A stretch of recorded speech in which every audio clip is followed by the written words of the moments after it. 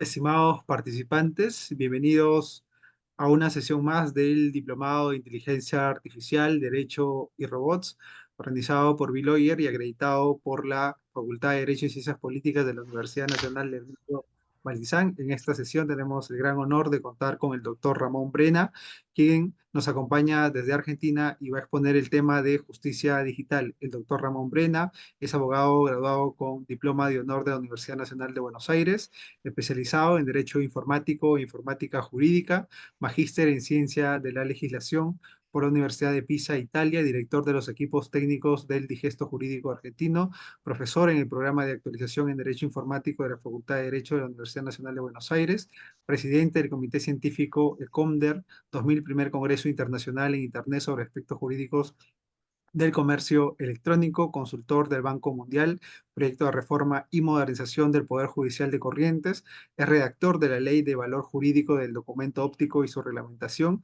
miembro de la Comisión Redactadora del proyecto de la Ley de Instrumento Digital y Firma Digital del Ministerio de Justicia de la Nación y autor de numerosos trabajos y publicaciones en el país y en el extranjero. Estimado doctor Ramón Brena, en nombre de Bill, darle una cordial bienvenida y un enorme agradecimiento por haber aceptado la invitación de participar como ponente en este diplomado de Inteligencia Artificial, Derecho y Robots. Nos sentimos muy honrados con ello y estamos seguros de que será una sesión muy valiosa y provechosa para todos los participantes. Muchas gracias y les doy el uso de la palabra para que pueda iniciar con su ponencia. Bueno, buenas tardes a todos. Es un gusto para mí también participar con ustedes en este intercambio de ideas, de conocimientos, de transferencia de experiencias y sobre todo porque en realidad hoy mi tema va a ser la justicia digital, pero está está en debate todo lo que llamamos sociedad digital y por lo tanto es una experiencia en la cual somos al mismo tiempo actores de esa experiencia y espectadores de esa misma experiencia. Entonces, como les decía, voy a tratar de compartir ahora mi pantalla para comenzar con la sesión de hoy.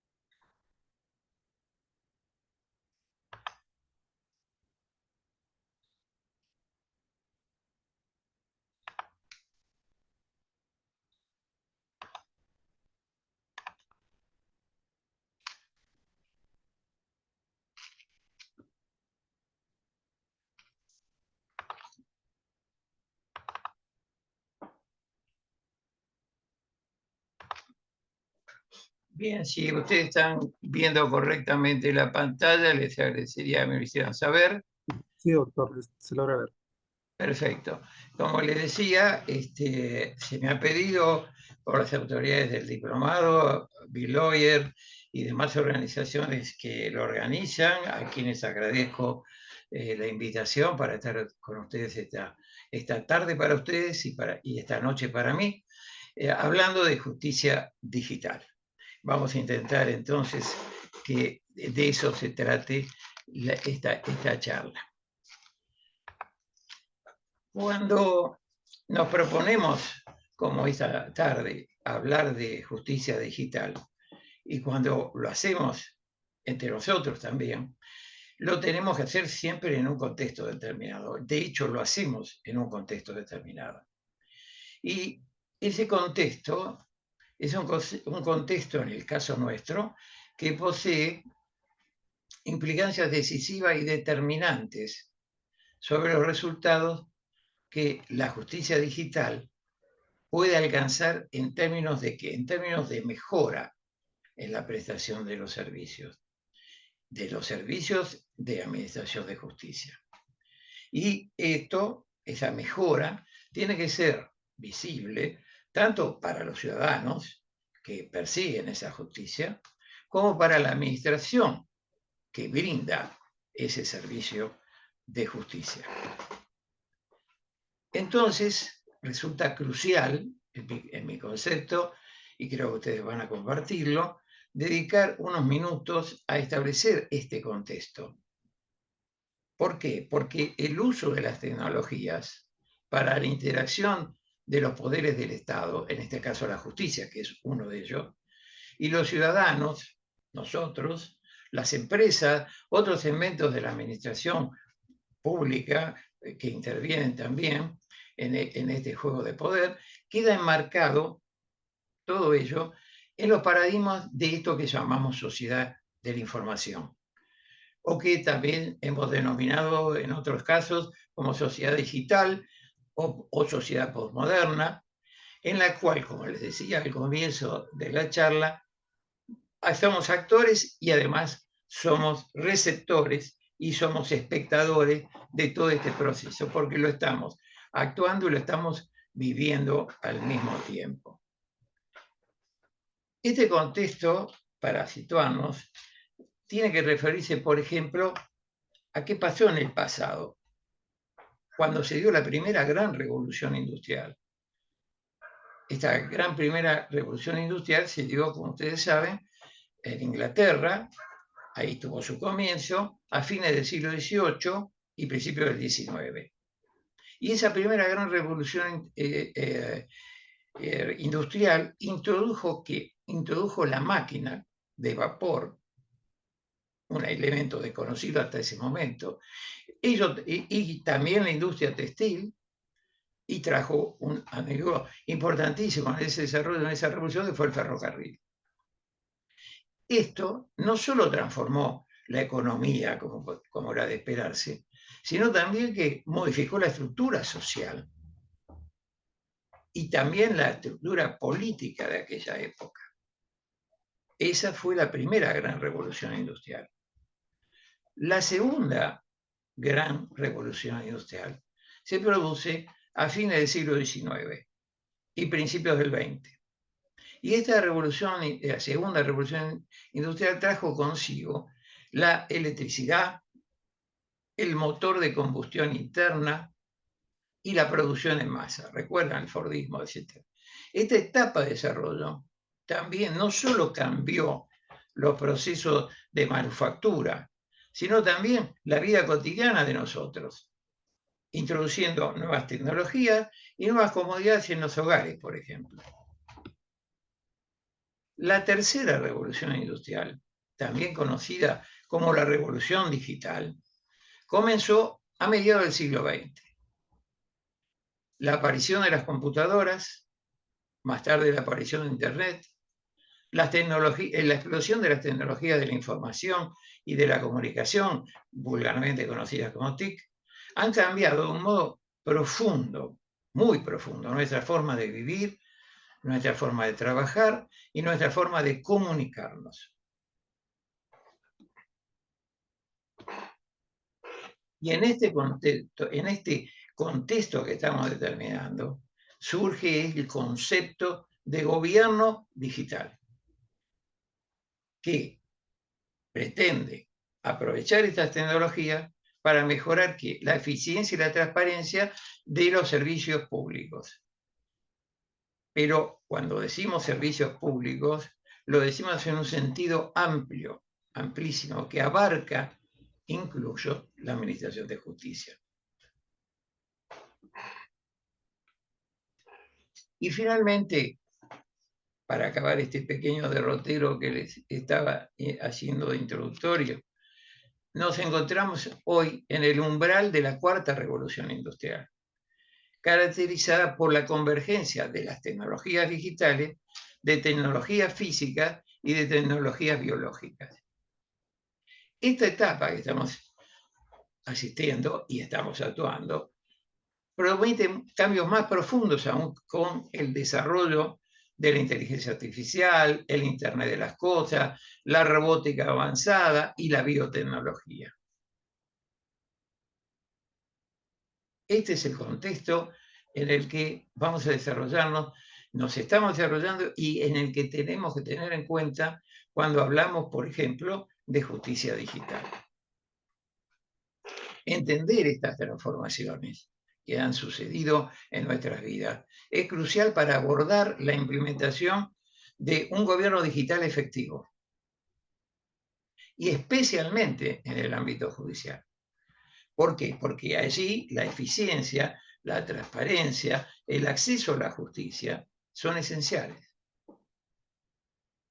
Entonces, la adopción de tecnologías avanzadas como las que estamos mencionando puede no solo mejorar la administración de justicia, ese servicio, sino de hacerla también más accesible y comprensible para todos los ciudadanos.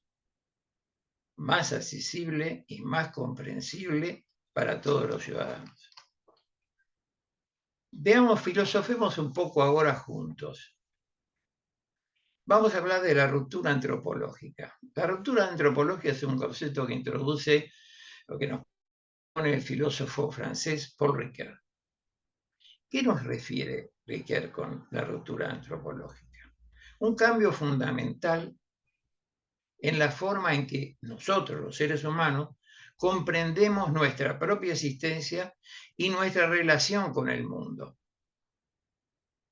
Este cambio del que estamos hablando implica una transformación radical en las estructuras de significado y en las cosmovisiones que guían la vida de nosotros, las personas. Se transforma radicalmente esas estructuras de significado.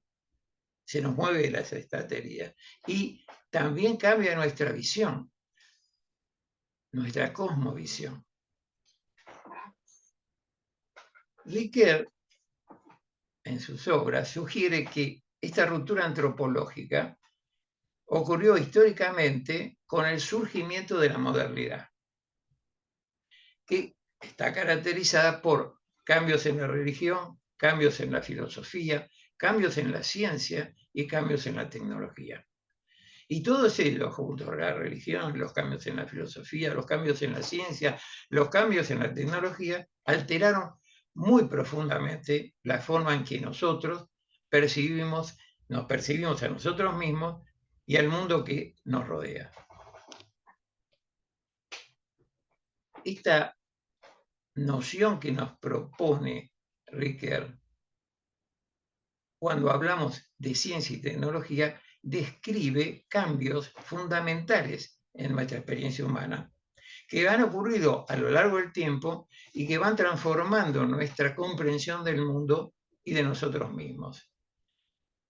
Esto nos muestra cómo, por ejemplo, los avances en estos campos de ciencia y tecnología han cambiado la forma en que nosotros los humanos nos relacionamos con el mundo exterior y con nosotros seres humanos que conviven con nosotros en el seno de una sociedad.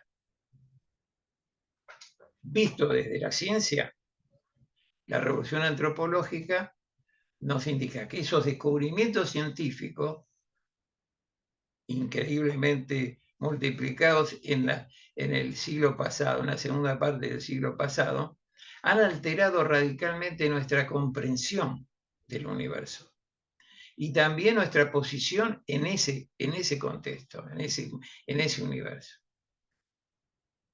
Uno podría decir que desde la teoría de la evolución hasta la teoría cuántica, estos avances han desafiado nuestras concepciones tradicionales y han remodelado nuestra visión del mundo.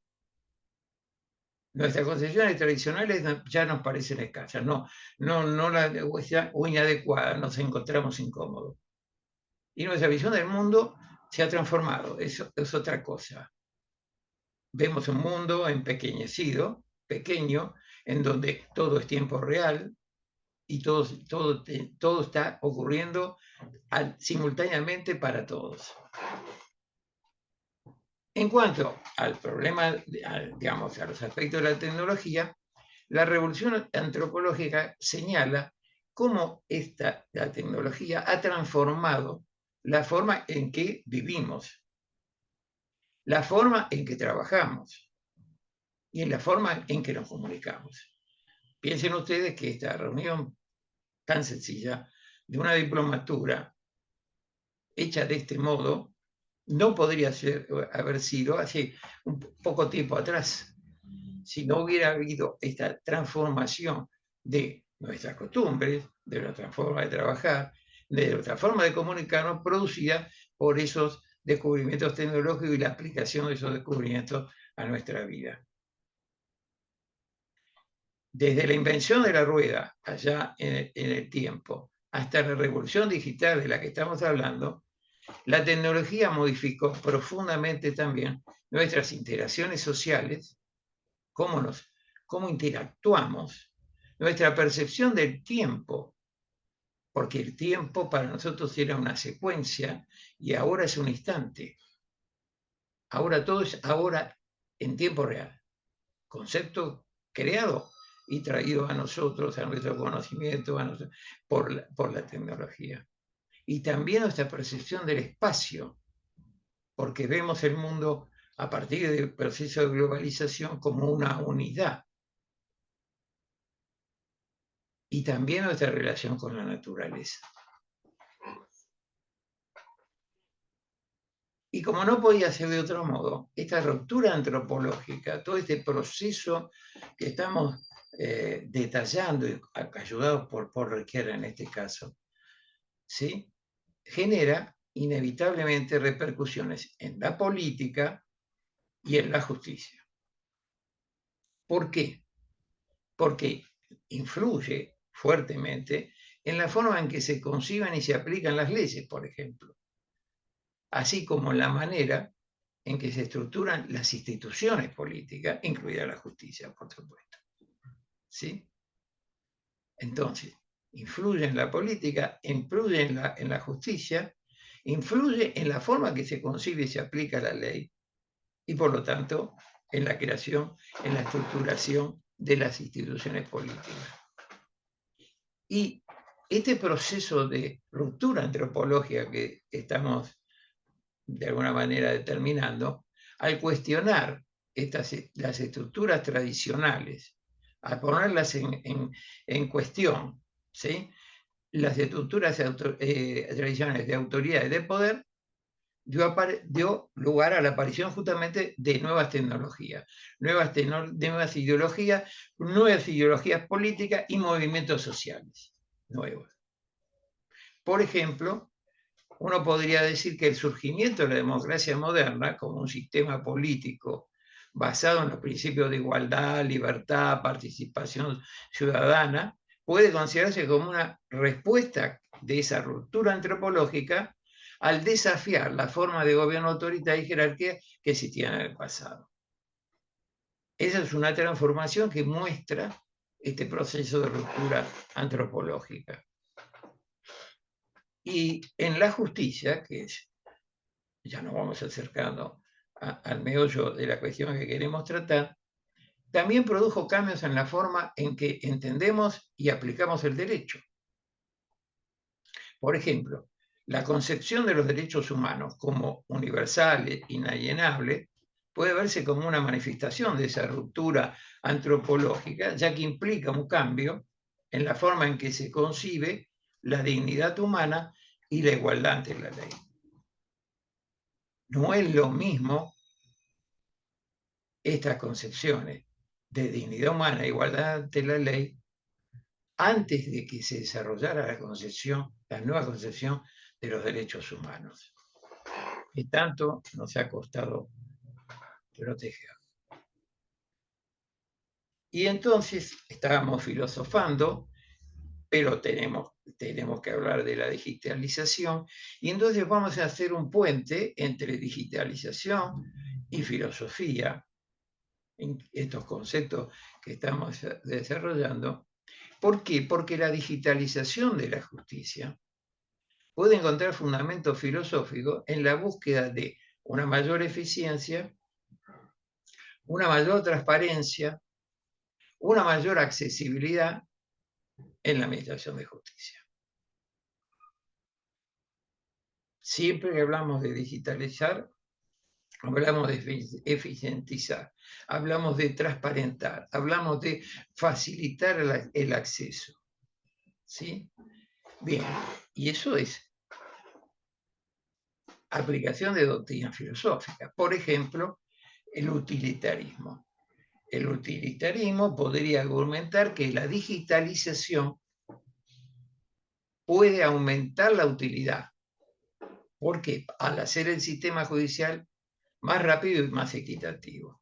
Si la digitalización hace el sistema judicial más rápido y más equitativo, entonces se estaría cumpliendo con este aumento de la utilidad. También principios de justicia distributiva y de igualdad de acceso pueden respaldar a la digitalización.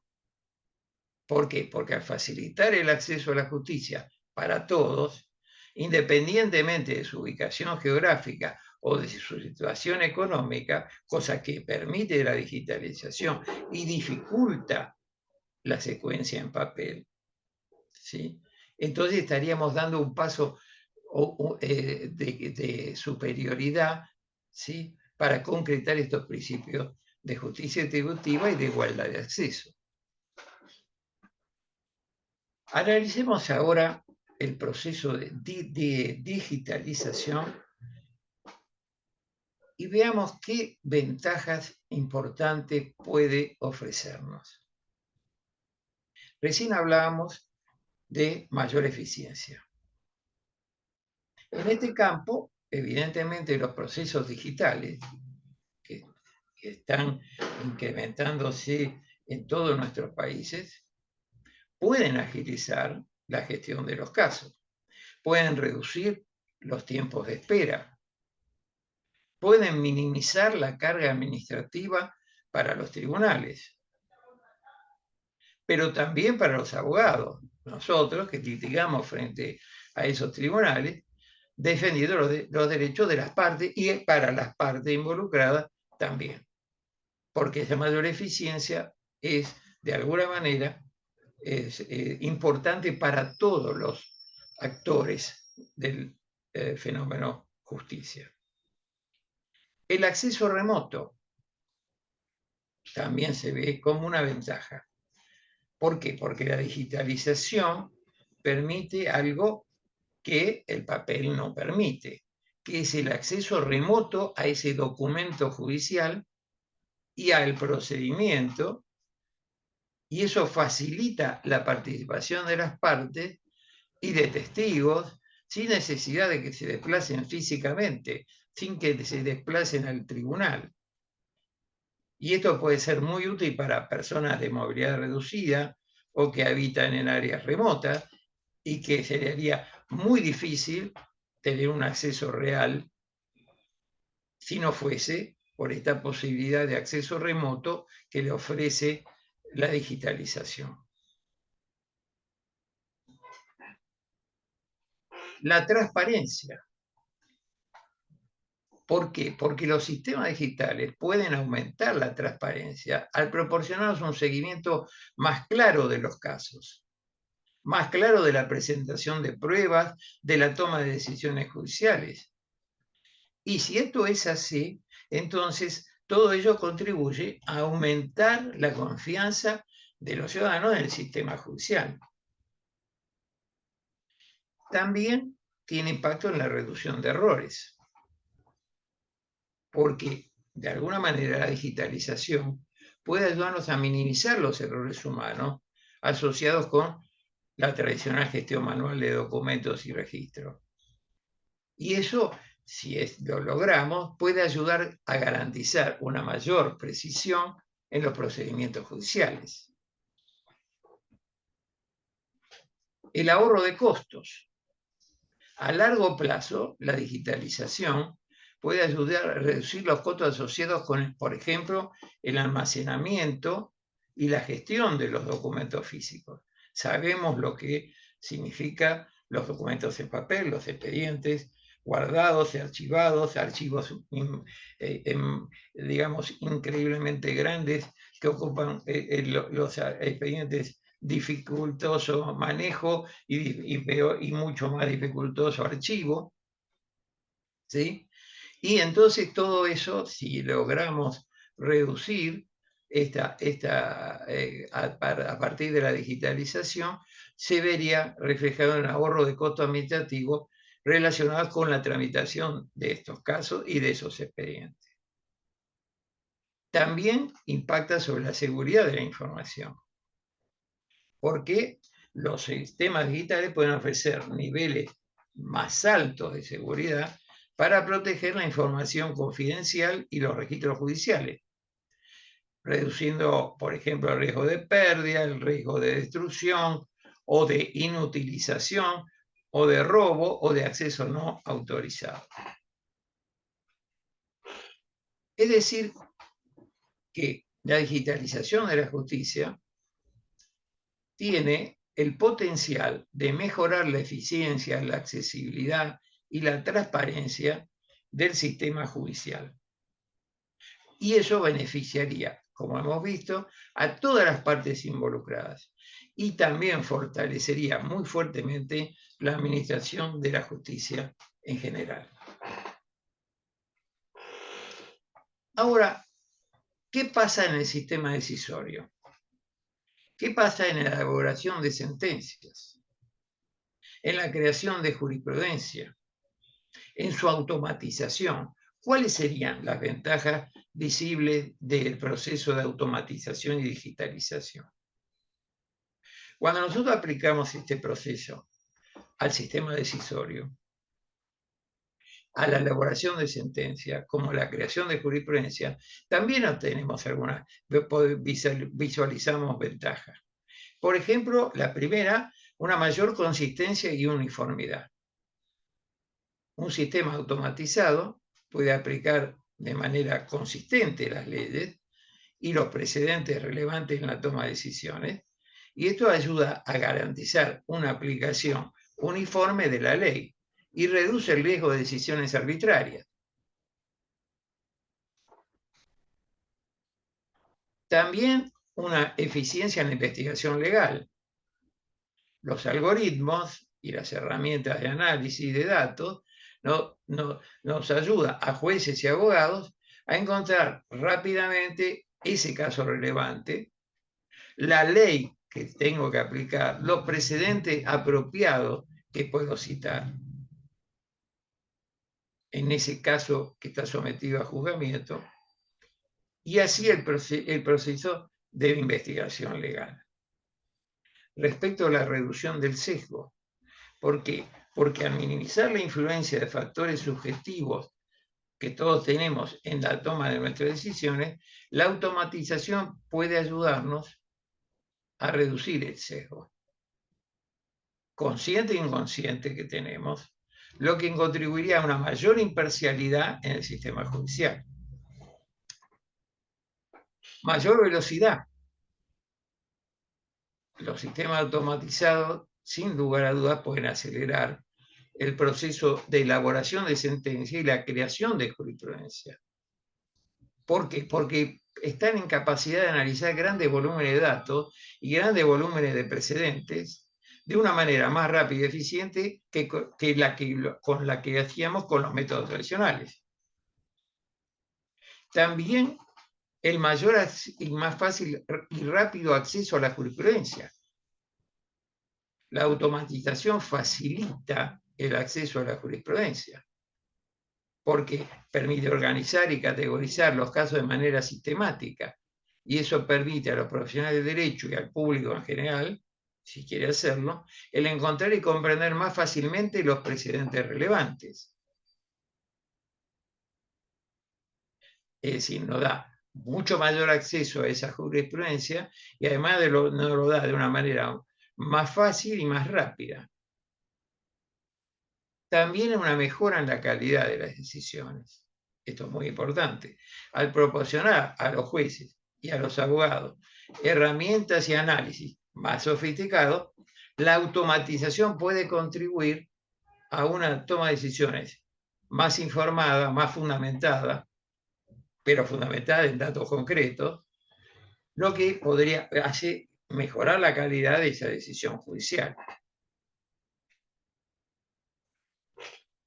Resumiendo esta pequeña parte, la automatización en el sistema decisorio y en la elaboración de sentencias, como en la creación de jurisprudencia, mejoraría y mejora la consistencia, la eficiencia, la imparcialidad y la calidad de las decisiones judiciales.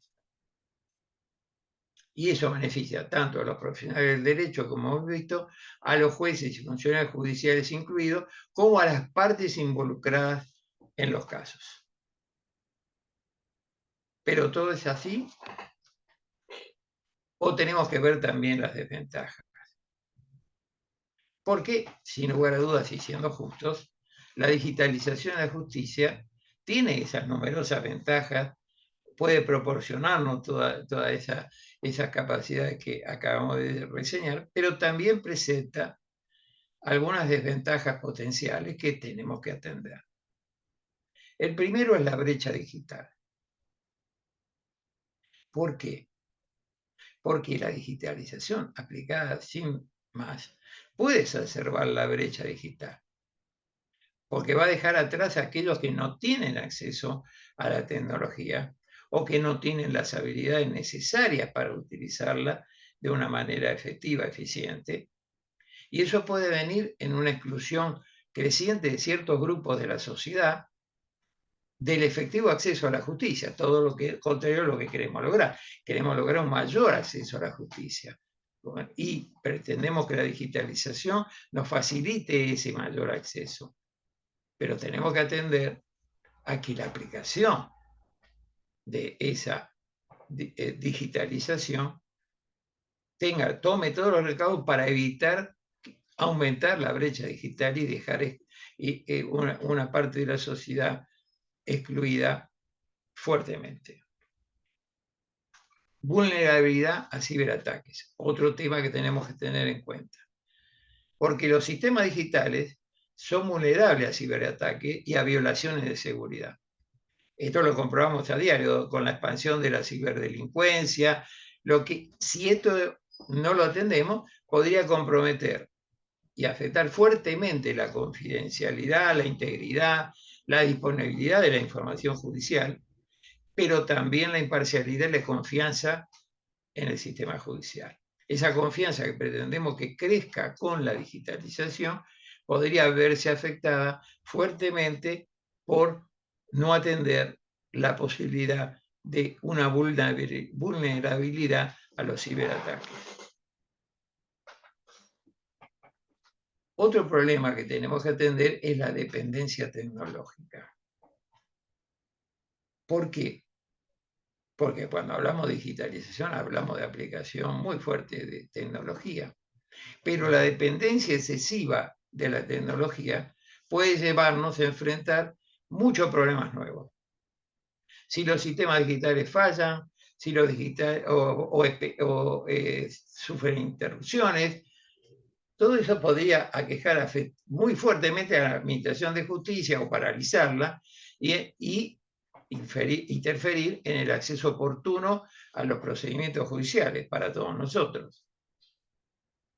Y también otra cosa que tenemos que tener y estar atentos es la pérdida de habilidades tradicionales. Cuando uno efectúa la transición a los sistemas digitales, esa transición puede conducir a la pérdida de las habilidades tradicionales, como la escritura a mano o la gestión manual de documentos, y eso podría afectar a ciertos profesionales del derecho y al personal judicial que no esté familiarizado o cómodo con la tecnología. Tenemos que ocuparnos de ellos, tenemos que ponerlos y no excluirlos, tenemos que ayornarlos, tenemos que capacitarlos, porque si no, serán nuevos excluidos y eso no es el objetivo que pretendemos que la digitalización alcance. La privacidad y la protección de datos. Este es un tema muy importante también, porque la digitalización puede plantear preocupaciones sobre la privacidad y la protección de datos.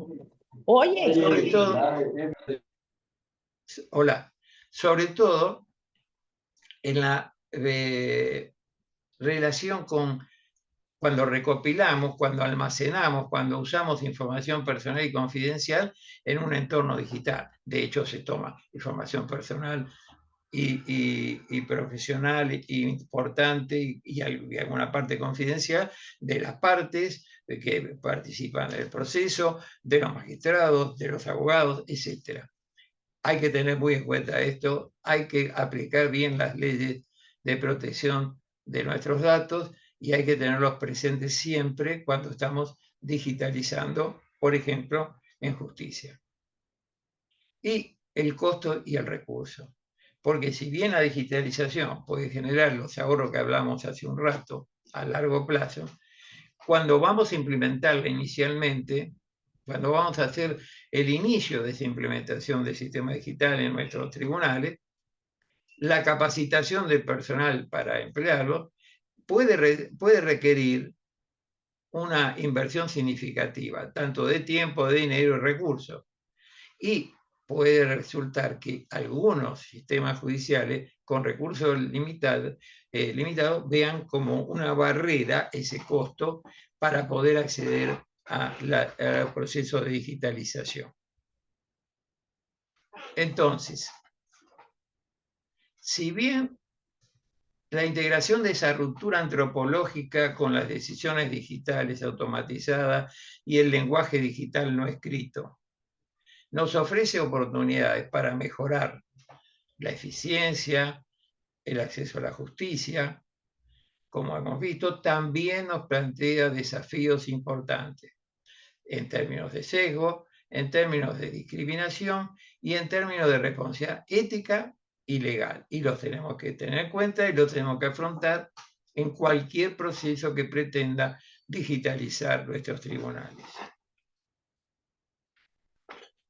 Y esos desafíos que se nos plantean, es crucial abordarlo de una manera proactiva, porque tenemos que garantizar que la tecnología se utilice de una manera justa y equitativa, tanto en el ámbito político como en el ámbito jurídico.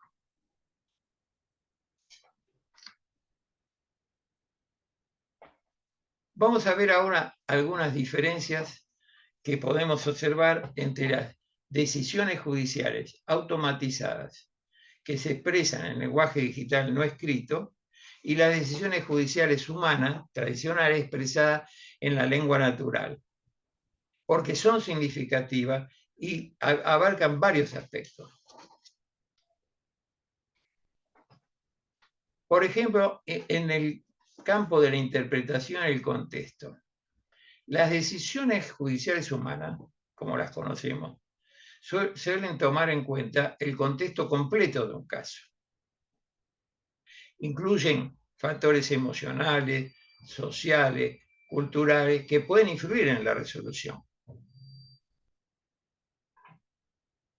En cambio, esa decisión automatizada puede carecer de esta comprensión completa del contexto y puede basarse solo en datos objetivos y reglas predefinidas que han sido alimentadas en los algoritmos que lo desarrollan.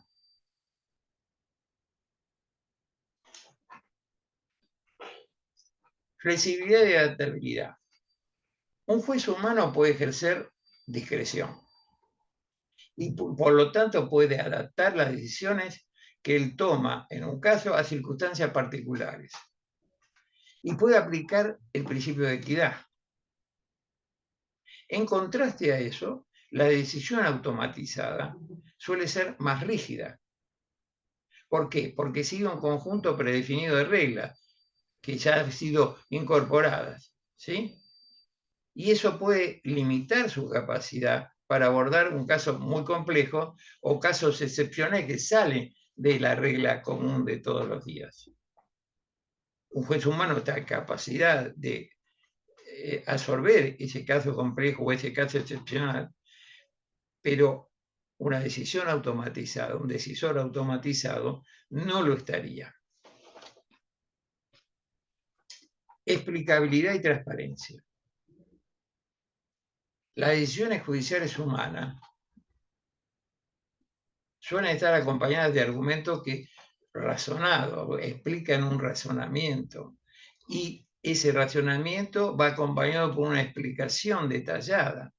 Y ese razonamiento y esa explicación detallada nos permite comprender qué pensó, cómo razonó el juez para alcanzar esa decisión. Pero cuando enfrentamos una decisión automatizada, puede carecer de esa transparencia, porque el proceso de toma de decisiones puede estar encriptado en un algoritmo complejo, difícil de entender para personas comunes sin conocimientos técnicos y aún para muchos que tienen esos conocimientos técnicos.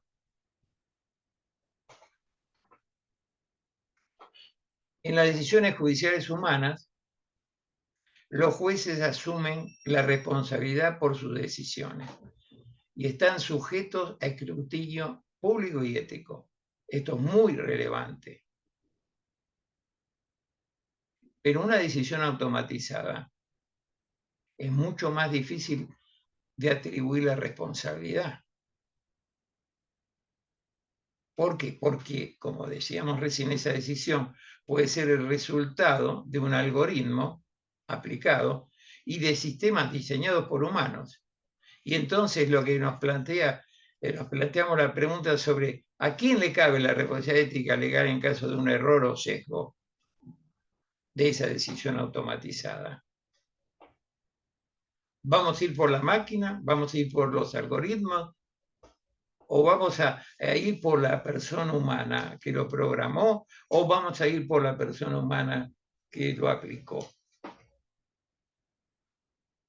En las decisiones judiciales humanas eso es claro. El juez asume la responsabilidad de lo que hace, de lo que decide.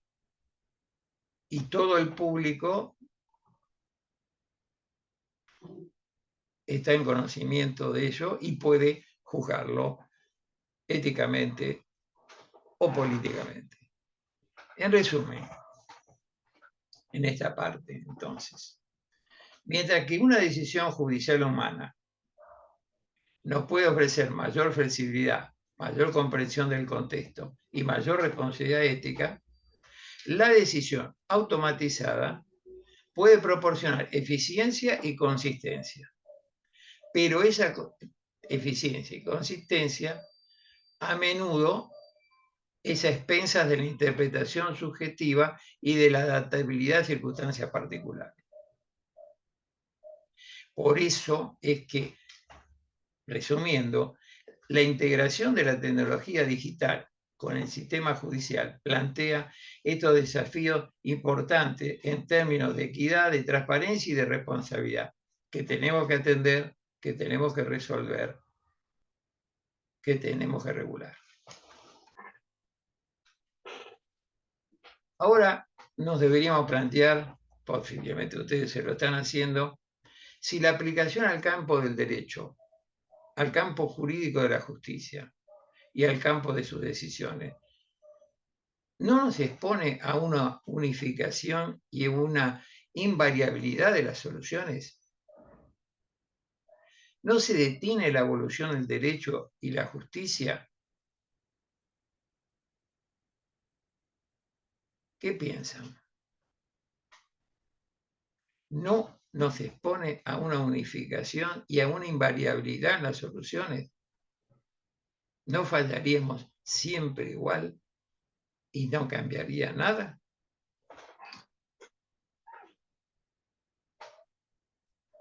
La aplicación de la automatización y este lenguaje digital no escrito en el campo del derecho ciertamente nos enfrenta al riesgo de generar unificación e invariabilidad en las decisiones judiciales. ¿Y por qué ocurre esto? Porque los algoritmos y los sistemas automatizados tienden a aplicar reglas y criterios de una manera rígida y uniforme, sin tener en cuenta las circunstancias específicas de cada caso. Pueden procesar una cantidad increíble de información y producirnos esa recomendación o la decisión misma, ¿sí?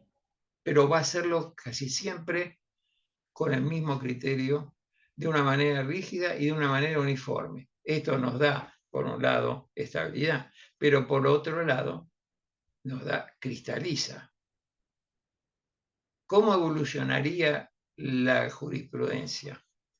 ¿Cómo evolucionaría el pensamiento atendiendo a las necesidades nuevas de cada sociedad?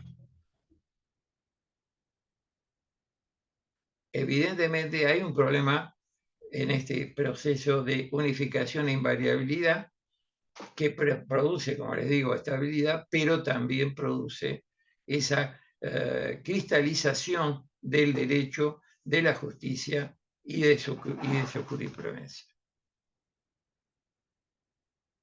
¿Por qué? Porque esta falta de flexibilidad podría, a corto plazo, detener la evolución del derecho y de la justicia. ¿Por qué? Porque limita la capacidad de adaptación del sistema legal al cambio social, al cambio cultural y tecnológico. Piensen ustedes cuánto han cambiado en este último tiempo, en el cuarto de siglo que llevamos de este nuevo siglo, o si ustedes prefieren, el último cuarto del siglo anterior, cuánto ha cambiado socialmente en nuestras sociedades, cuánto han cambiado culturalmente en nuestras sociedades y tecnológicamente, desde luego. Y además podría socavar la discreción judicial, esa de la que hablamos, y la capacidad de los jueces para tomar decisiones basadas en su propia experiencia, en su propio conocimiento y en su propia comprensión del contexto particular de cada caso.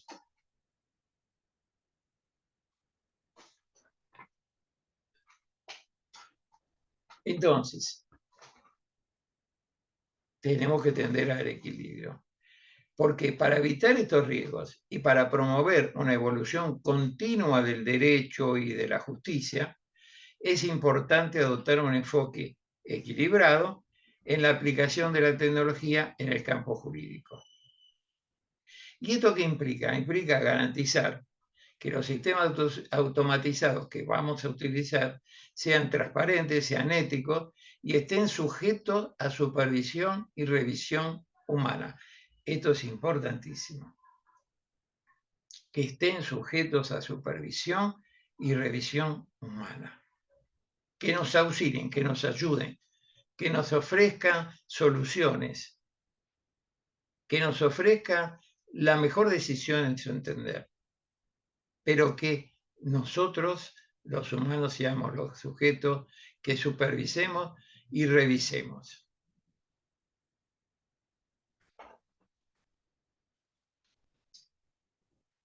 Y otra cosa que es muy importante para alcanzar ese equilibrio es mantener un diálogo abierto y continuo entre los expertos en tecnología, juristas y legisladores. ¿Para qué? Para garantizar que las innovaciones tecnológicas se usen de una manera responsable y en beneficio de la justicia y el Estado del Derecho, no en su contra. Pero para eso tiene que haber una comunicación, tiene que haber un diálogo entre expertos de estas distintas disciplinas. El tecnólogo, por supuesto, el jurista, sin lugar a duda, y el legislador, que finalmente concreta en normas muchas de estas cosas. ¿Para qué? Para lograr esa utilización responsable de la tecnología. Y debemos regular las sentencias automatizadas para poder equilibrar la protección de los derechos individuales y el desarrollo de los avances tecnológicos. Pero esto, para lograrlo, implica muchos enfoques, ¿sí? Primero, establecer requisitos para que los sistemas de inteligencia artificial que vayamos a utilizar en la toma de decisiones judiciales sean transparentes y explicables. ¿Qué significa esto de transparencia y explicabilidad? Significa que los algoritmos deben ser comprensibles y capaces de explicar cómo el mismo algoritmo llegó a una determinada decisión que nos está recomendando o que está tomando por nosotros. Porque eso permitirá a las partes interesadas comprender qué es lo que está ocurriendo y en caso de que lo afecte, cuestionar ese proceso.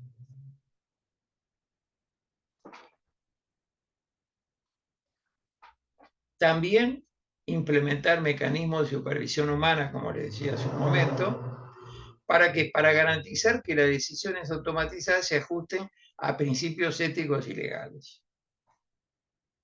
Esto puede incluir revisión de las decisiones por parte de jueces humanos o por parte de comités de expertos legales y con el objeto de detectar sesgos o errores. ¿Las personas humanas tenemos sesgos? Sí, sin lugar a dudas. Por eso tenemos instancias de revisión de nuestras decisiones, ¿sí? Y tenemos normas que pueden reducir, controlar esos sesgos y corregir los errores cuando los cometemos.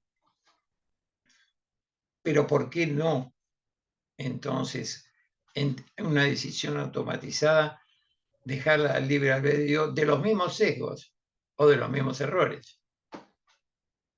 Porque no olvidemos que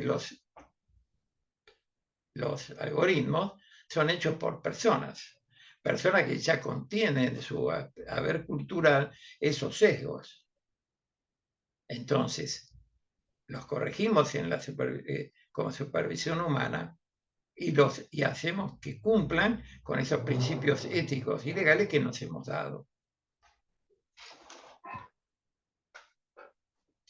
Y además tenemos que establecer la evaluación continua, procedimiento para la evaluación continua de los sistemas de inteligencia artificial que utilicemos en el proceso de toma de decisiones judiciales. Y tenemos que incluir en eso pruebas de rendimiento, auditorías, análisis de impacto en los derechos individuales y en la equidad, para asegurarnos que en realidad lograr una decisión automatizada que supere a la decisión humana que ya contiene esos egos. También tenemos que garantizar que la recopilación y el uso de datos en las tomas de decisiones judiciales automatizadas cumplan con la ley de protección de datos y privacidad, como les dije hace un rato, y que se tomen medidas para prevenir el uso indebido o la discriminación basada en datos sensibles. Esto es muy importante. Sabemos que esto ocurre en la realidad. Sabemos que se utilizan datos sensibles en forma no legal. Las leyes de protección de datos y de privacidad atienden este problema, pero la justicia es la que lo tiene que hacer realidad en el día a día. Si se evadió ese concepto de legal o se alteró ese concepto legal o se lo pasó por encima, ya sea con decisiones humanas como con decisiones automatizadas. Un aspecto fundamental, creo, relevantísimo, que creo que tenemos que atender, que es que debemos proporcionar capacitación adecuada a los profesionales del derecho y a otras partes interesadas sobre el uso de las tecnologías digitales en el sistema judicial. Y tenemos que crear conciencia sobre los riesgos y los desafíos que estamos comentando con la aplicación de decisiones automatizadas. Esta capacitación y esta toma de conciencia es fundamental. Fundamental. Y también tendríamos que fomentar la participación pública en el proceso de desarrollo y regulación de los sistemas de inteligencia artificial en el sistema judicial. Porque así aseguraremos que las preocupaciones y las perspectivas de diversas comunidades sean tenidas en cuenta. Y no aumentemos esa brecha digital o la exclusión de comunidades, grupos, etcétera, etéreos, etcétera, porque nos hemos tenido en cuenta sus conceptos y sus necesidades. Para terminar con lo que quería comentarles hoy, al adoptar este enfoque equilibrado que nos permita combinar la innovación tecnológica con las salvaguardas legales y éticas, es posible regular las aplicaciones de decisiones judiciales automatizadas para proteger los derechos individuales y promover el desarrollo de los avances tecnológicos de una manera responsable. He terminado lo que quería comentarles, quedo abierto a las preguntas si estas existen o como ustedes gusten. Si quieren hacer comentarios, también. Así que le digo a nuestro administrador que disponga cómo pueden ustedes formular esas preguntas. Muchas gracias, buenas noches. Muchas gracias, estimado doctor, por la excelente disertación que nos ha brindado. Si alguno de los participantes tiene alguna duda, alguna pregunta, puede levantar su manita y se le cederá el uso de la palabra, o en todo caso puede dejar su interrogante en la bandeja de mensajes. Sí, doctor, hay una pregunta de María Rondón. Bien, Ella pregunta, ¿nos puede dar un ejemplo de un caso de justicia judicial?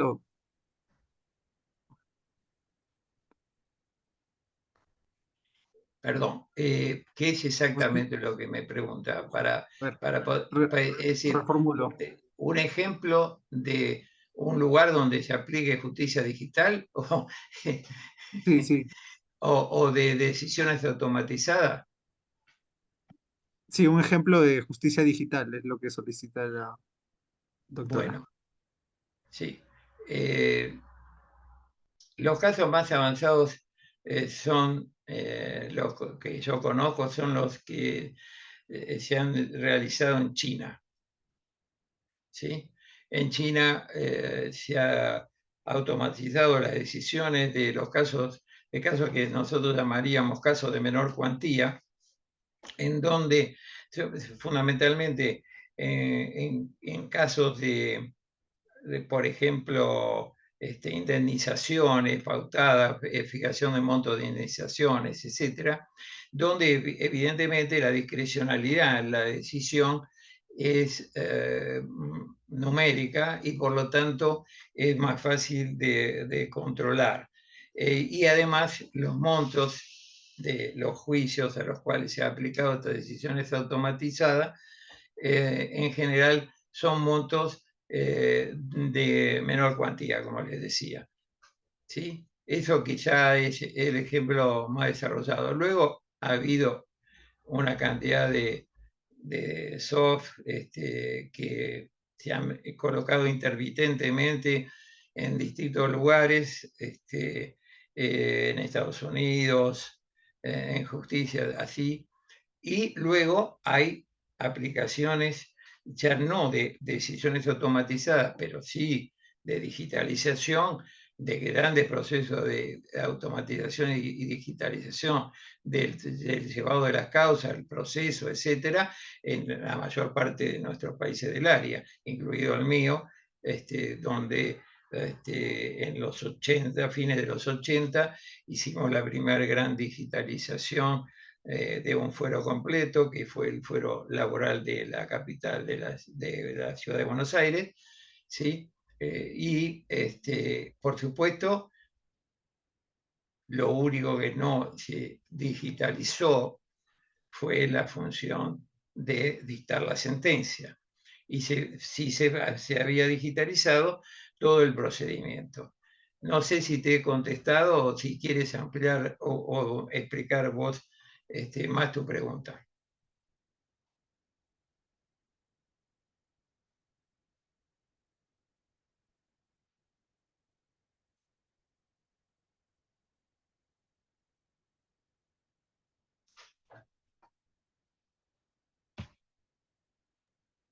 Sí, doctor, muchas gracias por haber respondido la pregunta. Eh, doctora Yanina, ¿puede hacer uso de la palabra?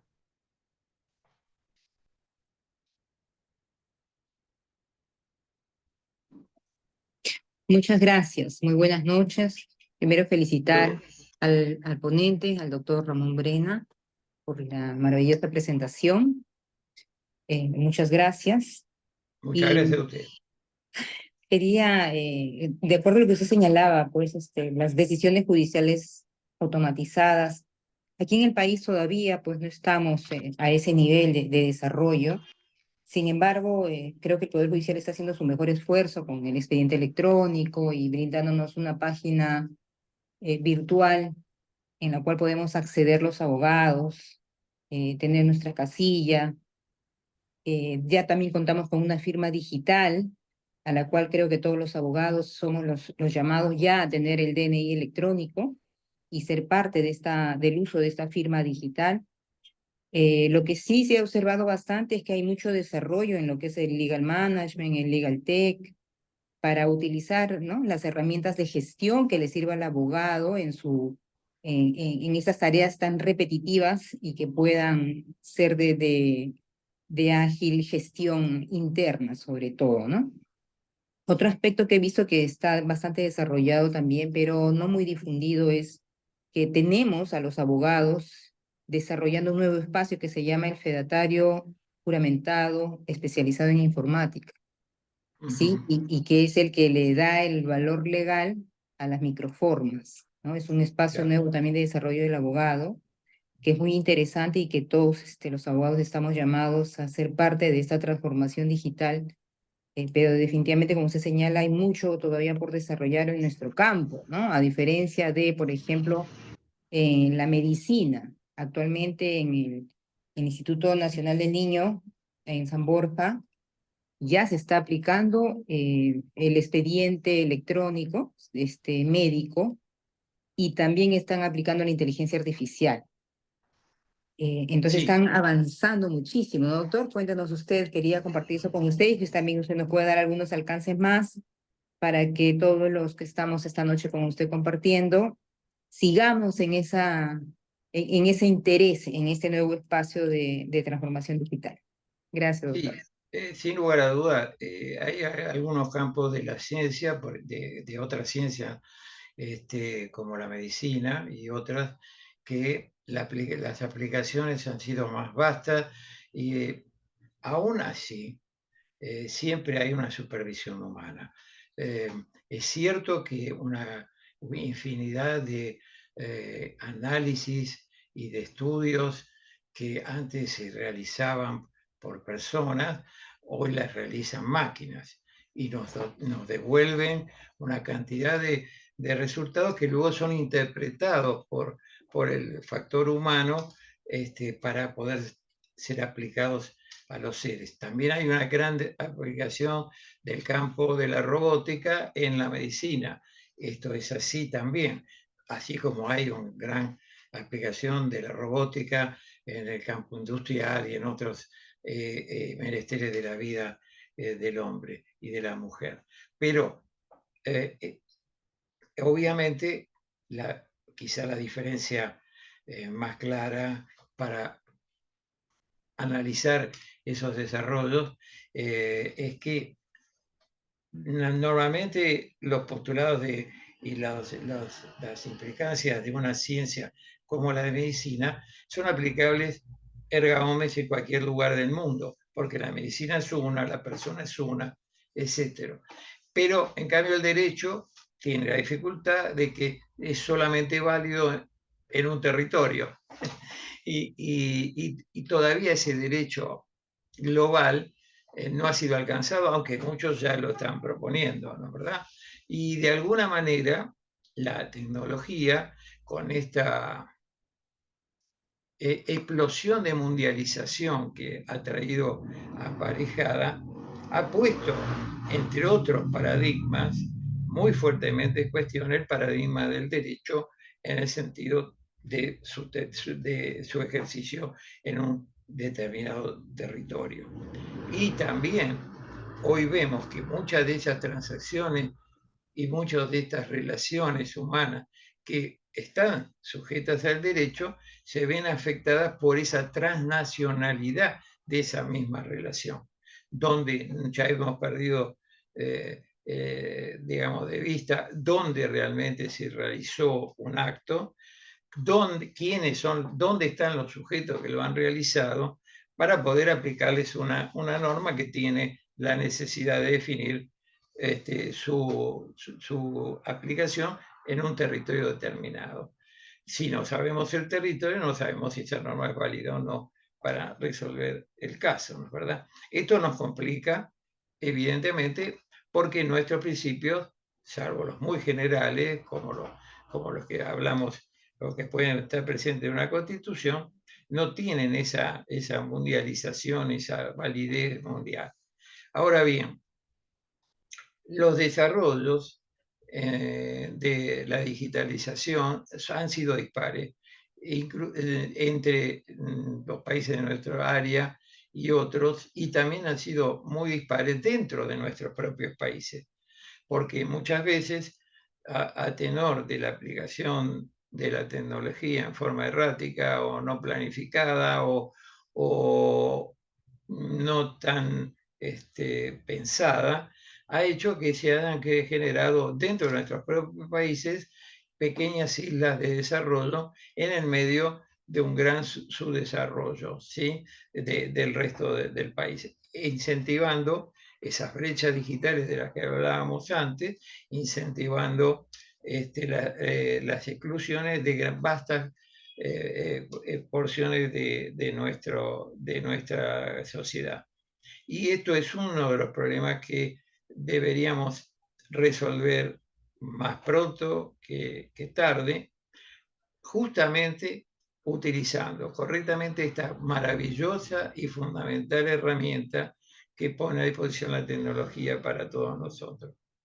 El problema es que eso tiene que ir acompañado por un desarrollo y una concientización social generalizada en la cabeza de políticos y ciudadanos para generar esos procesos de una forma, digamos, adecuada y de una forma que esté dirigida a evitar esas disfuncionalidades que estuvimos viendo.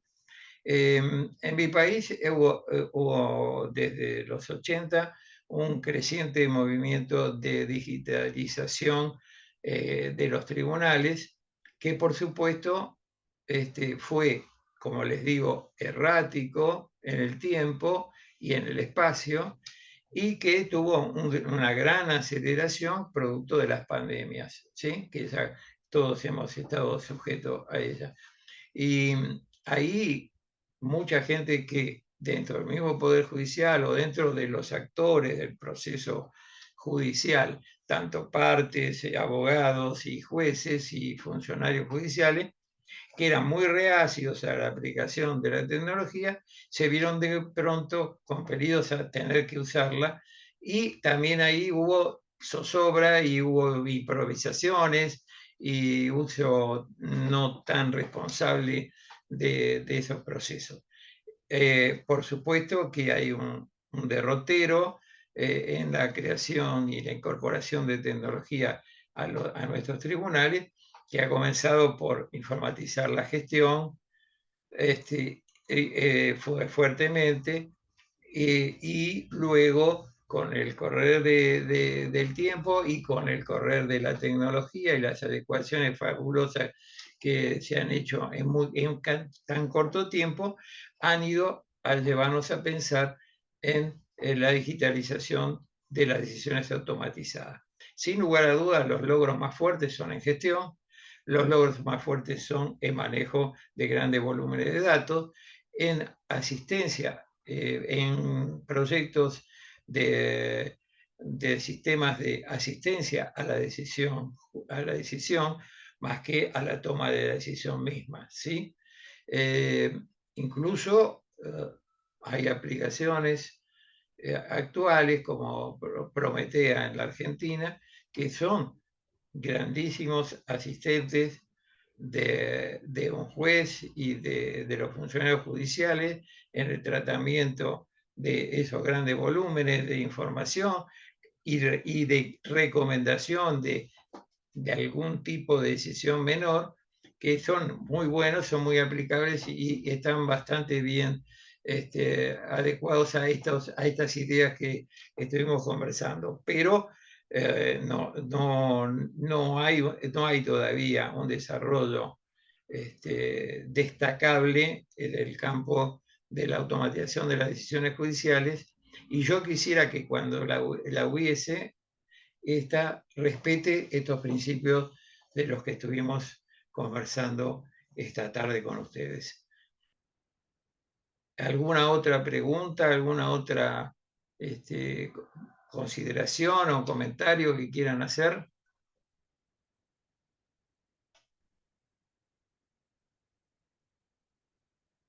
William.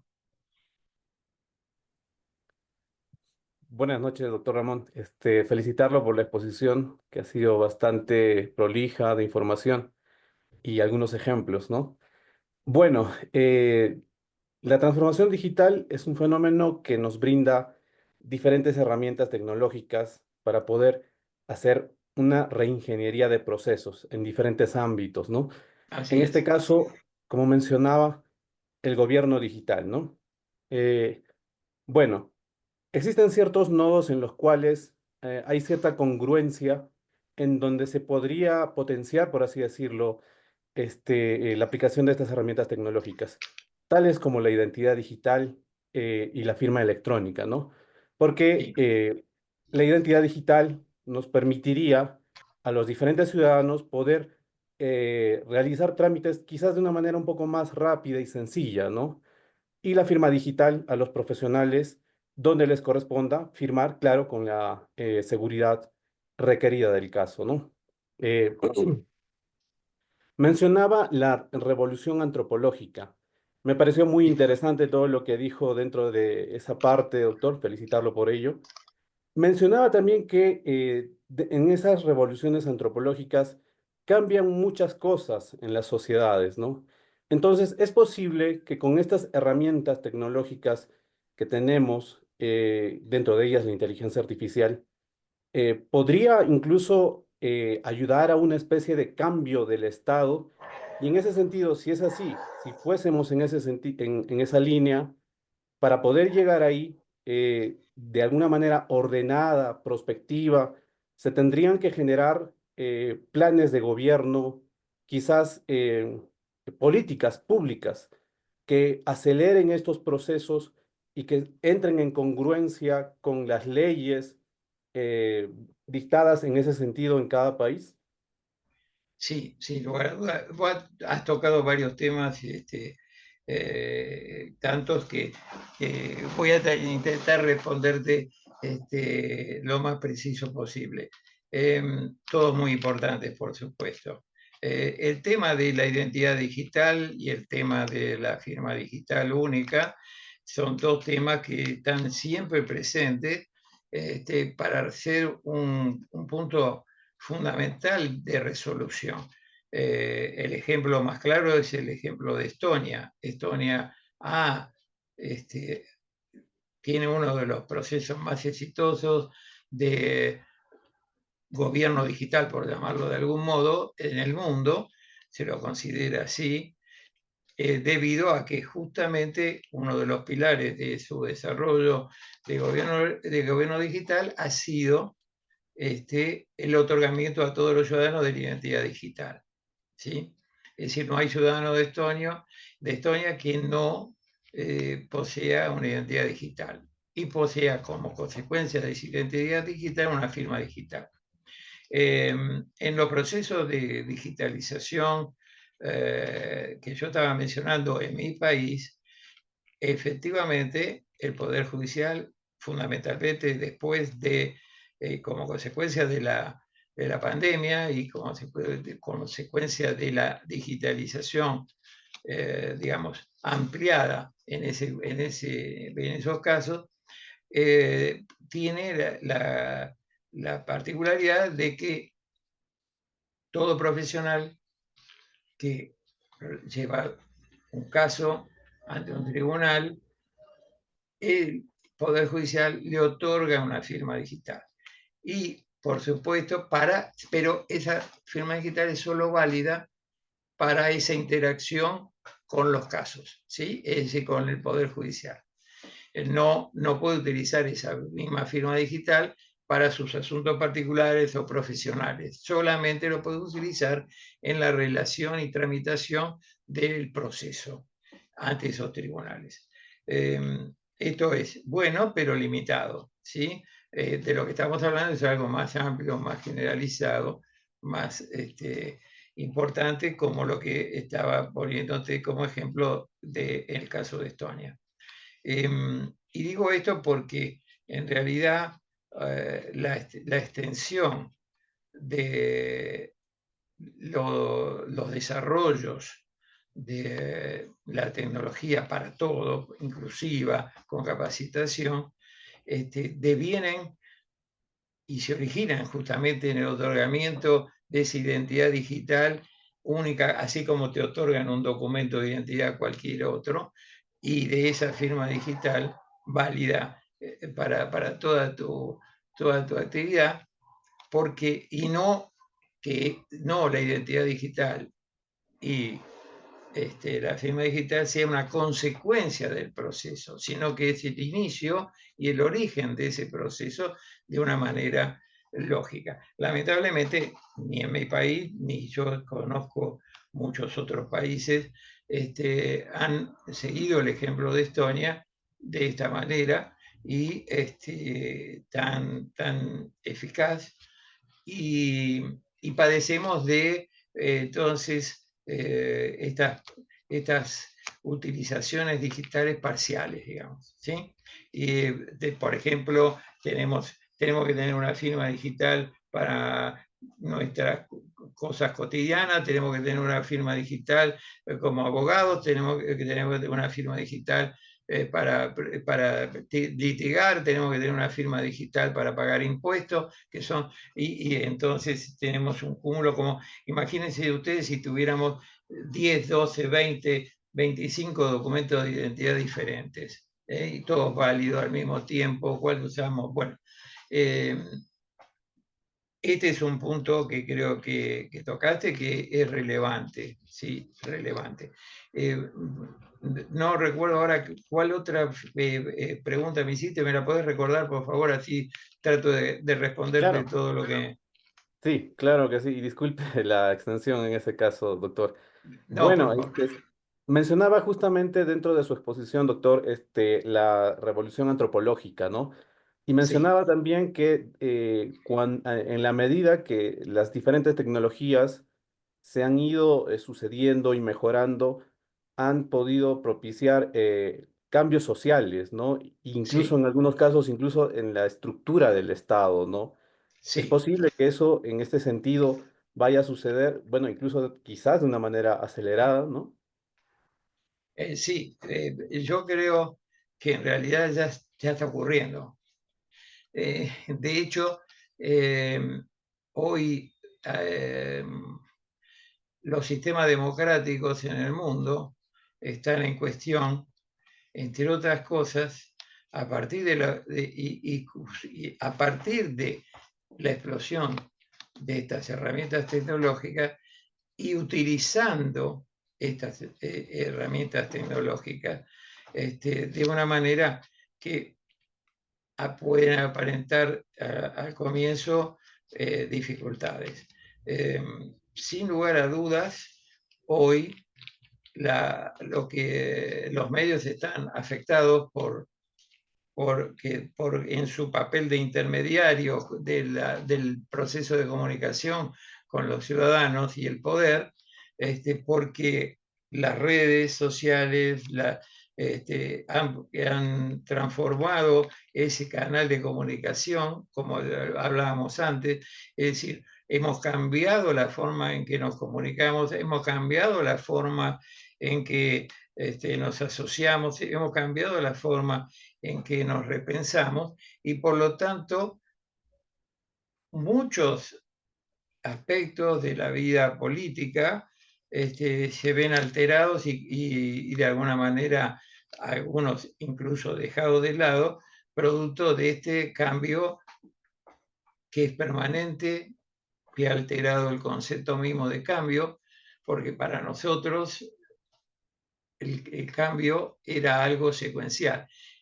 Había un minuto A y un minuto B, y el cambio se daba del minuto A al minuto B. ¿Sí? Pasábamos de un estado de cosas a un estado de cosas B y decíamos, vemos un cambio. Hoy el cambio se ha transformado en permanente, por lo tanto ya no es cambio, es realidad pura. Entonces nos deja como mirándonos entre nosotros, absortos, es porque no sabemos ya dónde estamos, dónde tenemos las cosas, ¿no? Dónde está el cepillo de dientes. Esas convicciones que teníamos se nos han movido de lugar. Y eso afecta, por supuesto, la forma de hacer política, la forma de resolver los problemas, la forma de comunicar las decisiones políticas, la forma de generar esas políticas, ¿sí? Y la forma de aceptar esas políticas. Es decir, que hay un cambio importante y sensible, creo yo, en los sistemas políticos, en los sistemas de poder, y ya están afectados, y ya, aunque no los percibamos con toda concreción, ya se están dando.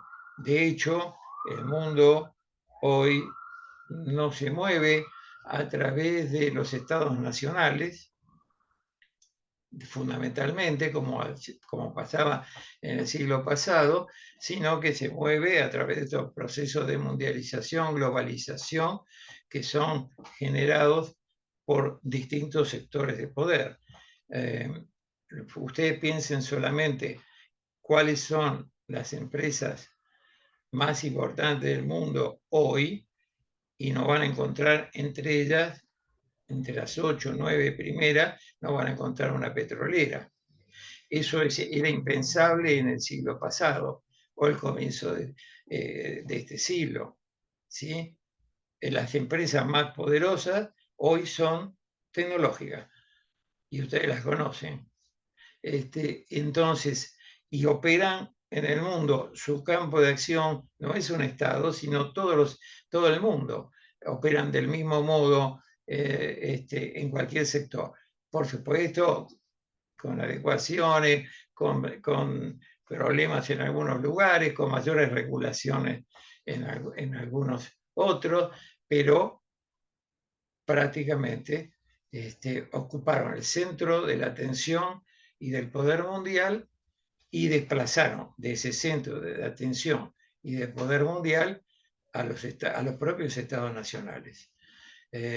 Entonces, sin lugar a dudas, esto implica elaborar respuestas para una organización del Estado diferente, superadora, que respete todos los principios que queremos resaltar, los derechos humanos, la vida en democracia, la posibilidad de expresarnos libremente, etcétera, pero de una manera de organización superadora de este proceso, porque en este proceso, que casi hemos estado sin darnos cuenta, muchos de esos principios que queremos resguardar ya están afectados fuertemente. No sé si te respondí, espero que sí, pero es un tema para seguir pensando y debatiendo a lo largo del tiempo y dándole soluciones lo más rápido posible. Sí, doctor, muchas gracias por responder cada una de las preguntas de los participantes. Gracias también por compartirnos su tiempo, su conocimiento, que es algo muy valioso para todos nosotros que nos estamos formando en este diplomado de inteligencia artificial, derecho y robots. Estamos muy agradecidos con usted, doctor, nuevamente por haber aceptado la invitación y esperamos en un futuro vuelva a aceptar una invitación. Para nosotros siempre será un honor poder escucharlo y poder aprender de usted, doctor. Muchísimas gracias por su Muchas apoyo y gracias a ustedes y a todos, gracias por la invitación. Espero haber sido útil a todos los que participaron esta tarde-noche conmigo. sí, doctor, sin duda alguna ha sido una sesión bastante valiosa para todos. Muchísimas gracias, que tenga una excelente noche. Igualmente, igualmente.